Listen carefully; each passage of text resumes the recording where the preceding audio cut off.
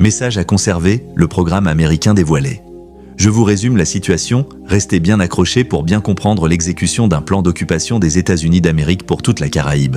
Joe Biden n'a pas seulement lancé une politique migratoire, il a ouvert un programme caché, un plan sournois destiné à préparer le terrain pour l'effondrement et l'occupation de 4 nations clés. Haïti, Venezuela, Cuba, Nicaragua. Biden a joué le rôle de Jean-Baptiste, celui qui prépare le chemin. Trump vient maintenant comme le messie de l'Empire américain chargé d'accomplir la mission finale, détruire, piller et occuper. Premier, Haïti, la pierre angulaire du contrôle caribéen, située à seulement 1h30 de vol de Miami, Haïti est un avant-poste stratégique. Elle contrôle la porte d'entrée maritime vers la Floride et les routes commerciales du golfe du Mexique. Les gangs n'ont pas été créés par hasard. Ce sont des instruments géopolitiques pour plonger le pays dans le chaos, afin de justifier une future occupation militaire sous prétexte de lutte antiterroriste. Une fois Haïti totalement neutralisé, les États-Unis auront une base directe pour surveiller et contrôler toute la Caraïbe. 2. Venezuela, le poumon énergétique de l'Amérique du Sud. Le Venezuela détient les plus grandes réserves prouvées de pétrole au monde, plus que l'Arabie Saoudite.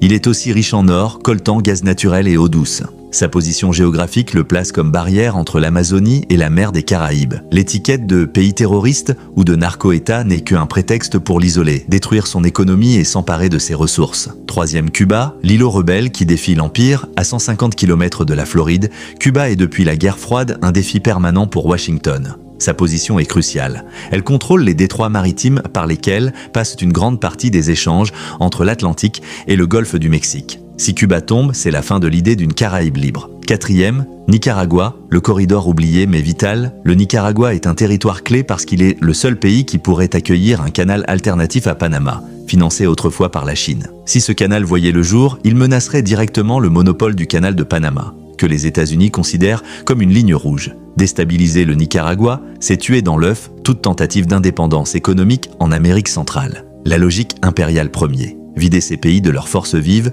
jeunes, cadres, travailleurs, grâce à des programmes migratoires qui semblent humanitaires, mais qui sont en réalité une aspiration massive des ressources humaines. 2. Créer le chaos, gangs, sanctions économiques, campagnes médiatiques accusant les dirigeants de terrorisme. Troisième, détruire et occuper, intervention militaire légitime. Installation de bases américaines, contrôle des ressources naturelles et des routes maritimes. Quatrième, plonger les peuples dans la misère afin qu'ils ne puissent plus jamais relever la tête. Notez bien ceci. Quand vous verrez Haïti officiellement qualifié de zone terroriste, quand vous entendrez que le président du Venezuela est traité comme un terroriste international, quand Cuba et le Nicaragua seront présentés comme des menaces pour la démocratie, sachez que ce n'est pas une coïncidence. C'était écrit dans le plan dès le départ. Conservez ce message, le futur le confirmera.